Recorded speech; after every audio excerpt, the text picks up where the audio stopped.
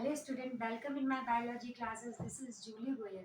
बेटा, हम पढ़ रहे हैं 11th क्लास का chapter number 5, morphology of flowering plant. Last video में हमने बात की थी इन्फ्लोरेसेंस की। इस वीडियो में हम बात करेंगे flowers. So what are the flowers?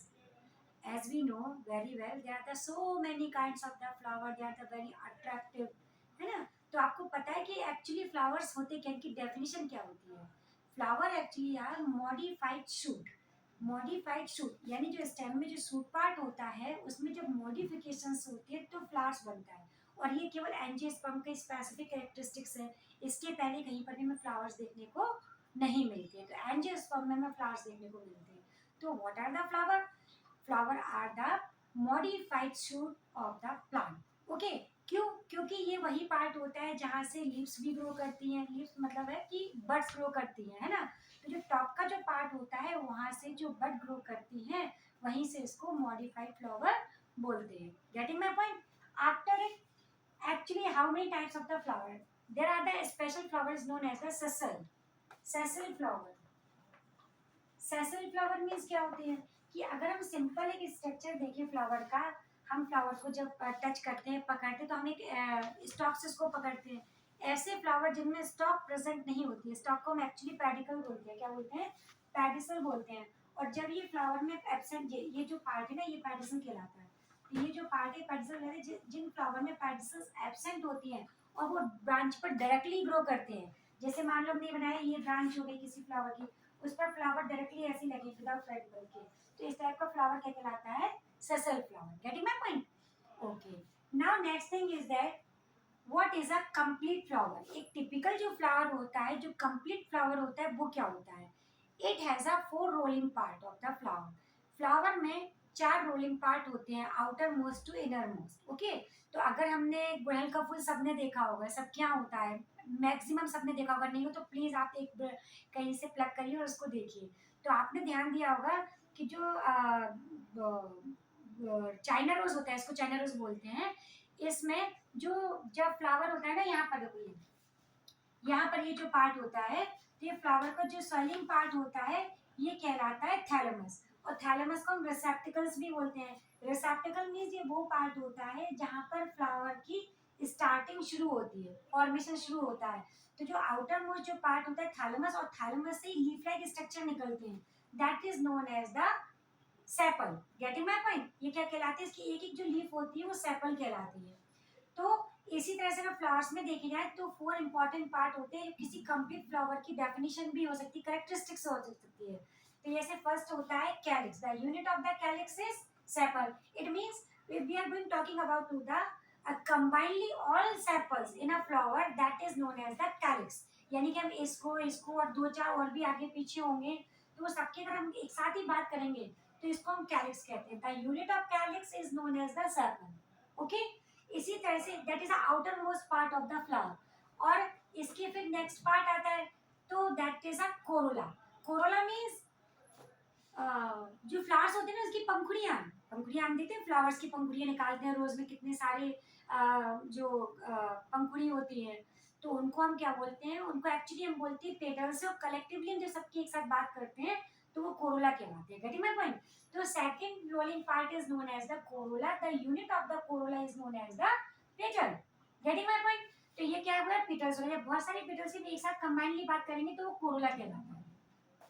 Third rolling part of flower is known as the androecium. Androecium means male reproductive part of the flower। या किसी प्लांट का जो मेल रिप्रोडक्टिव पार्ट होता है उसको हम एंड्रोशियम बोलते हैं।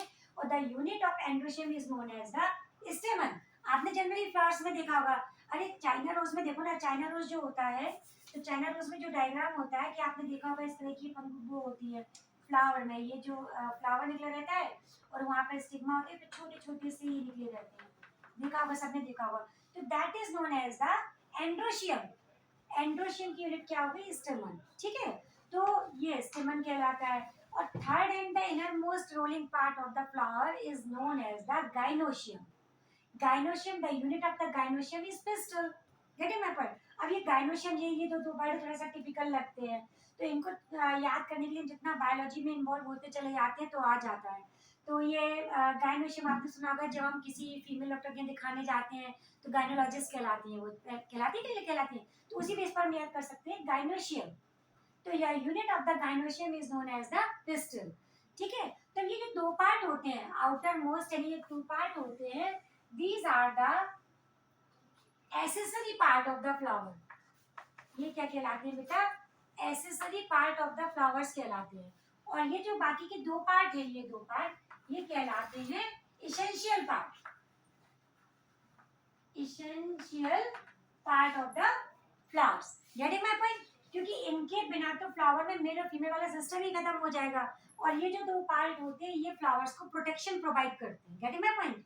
तो इस तरह से ये फ्लावर्स इस तरह से होते हैं। अब अगर हम बात करें कि जो फ्लावर का हम एक एलएस सेक्शन काटे, एलएस मतलब लंबाई से अगर एक सेक्शन काटे तो हमें फ्लावर में ये सारे के सारे पार्ट कैसे देखने को मिलते हैं। सबसे पहले हम बात करते हैं जो स्टॉक होती है, जिसको हम बोलते हैं पेडिसल। क्या बोलते हैं बेटा? पेडिसल बोलते हैं, जो स्टॉक लाइक स्ट्रक्चर होता है। और पेडिसल से ऊपर होता है thalamus. Thalamus is also known as the receptacle. Okay, on the topmost layer of the thalamus there are the leaf like structure, green leaf like structure, that is known as the sepal. Getting my point?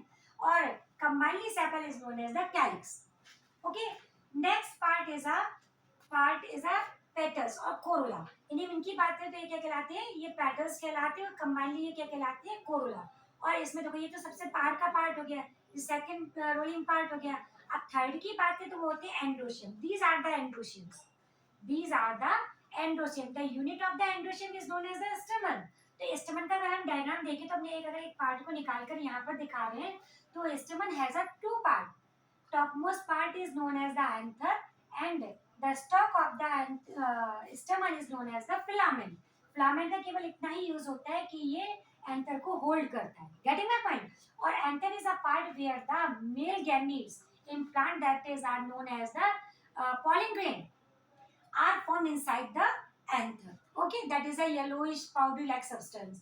After it, last or innermost part of the flower that is known as the gynoecium. The unit of the gynoecium is a pistil. अगर हम देखेंगे तो यहाँ पर एक pistol हमें diagram दिख रहा है, इसको हम अलग से देखेंगे, स्टडी करेंगे तो हम ये देख रहे हैं। तो जो टॉप मोस्ट लेयर पार्ट होता है ये पिस्टल का, pistil is also known as the carpel. हम इसको कार्पल या पिस्टल दोनों तरह के वर्ड यूज कर सकते हैं। तो इसका जो टॉप मोस्ट लेयर पार्ट होता है वो कहलाता है stigma. Stigma is a landing point for the pollen grain, यानी कि जब भी पॉलिनेशन होता है तो जो पॉलिन ग्रेन होते हैं यानी जो मेल गैमीट्स होते हैं जो फीमेल फ्लावर्स के ऊपर जाते हैं तो वो यहीं पर लैंड करते हैं। ये स्टिकी नेचर का होता है इसलिए इसको स्टिग्मा बोलते हैं। Getting my point? तो अगर हम इसकी बात करें तो सबसे अपर मोस्ट पार्ट जो होता है इसको स्टिग्मा, और neck tube like structure, long tube like structure is known as the style and innermost and swelling part of the pistil is known as the ovary. Ovary is a part where the ovules are formed. यानी कि इसी के अंदर जो होते हैं वो ovules form होते हैं। आई होप बेटा समझ में आ रहा होगा। इसके अलावा दो टर्म्स और भी आ जाते हैं कि बच्चे मोस्टली कंफ्यूज रहते हैं, what are the bract, what are the bracteole. तो व्हाट आर दे? यानी कि अगर आपने कभी गुड़हल का फूल तोड़ोगे भी तो आप जहाँ से उसको नीचे से लोगे तो वहाँ पर जहाँ से स्टार्टिंग होती है फ्लावर्स की वहाँ पर एक लीफ लाइक स्ट्रक्चर होता है जहाँ से जो पेडिकल बनना स्टार्ट होती है। तो जिन फ्लावर्स में जो लीफ लाइक स्ट्रक्चर प्रेजेंट होता है उसको क्या बोलते हैं? ब्रैक्ट। तो ऐसे फ्लावर को जिनमें ब्रैक्ट होता है the flower they have a bract known as the bracteate. Getting my point? ऐसे फ्लावर जिनमें ब्रैक्ट होता है उनको हम ब्रैक्टिएट बोलते हैं, और जिनमें ब्रैक्ट एब्सेंट होता है उसको एब्रैक्टिएट फ्लावर्स बोलते हैं। आई होप समझ में आ रहा होगा। Next thing is that bracteole is also present in some kind of the flowers.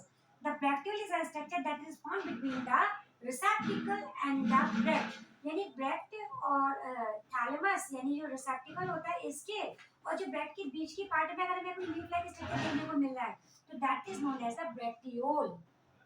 Getting my point? तो इस तरह से जो फ्लावर होता है वो स्ट्रक्चर है। ये बुक में नहीं दिया कि हमने आपको इसमें मेंशन किया कि जिससे आपको ये समझ में आए। तो आई होप बेटा ये स्ट्रक्चर जो फ्लावर्स का है वो आपको समझ में आया होगा। ओके, तो नेक्स्ट वीडियो में हम बात करेंगे कि जो कैलिक्स है, कोरोला है, एंड्रोशियम है, गाइनोशियम है, इनके कुछ स्पेसिफिक पॉइंट पर बात करेंगे जिसके वजह से हम फ्लोरल डायग्राम बनाना सीखते हैं और फ्लोरल फॉर्मूले बनाना सीखते हैं। अगर हम इस सेशन की बात करें तो इस सेशन में काफ़ी कुछ टॉपिक सीबीएसई के थ्रू रिड्यूस हुए हैं, तो उसमें थोड़ा सा ही पार्ट आता है। तो अभी के लिए हम अभी आपके सिलेबस के अकॉर्डिंग चलेंगे, फिर बाद में हम और भी वीडियोस अपलोड करेंगे जिससे आपके छोटे छोटे पॉइंट्स भी कवर हो सके। और इसके अलावा भी अगर आपको कोई डाउट्स रहते हैं, कोई टॉपिक समझने का हो, तो आप हमें भेज सकते हैं कमेंट बॉक्स में, जिससे हम आपके डाउट्स भी क्लियर करेंगे। Thank you.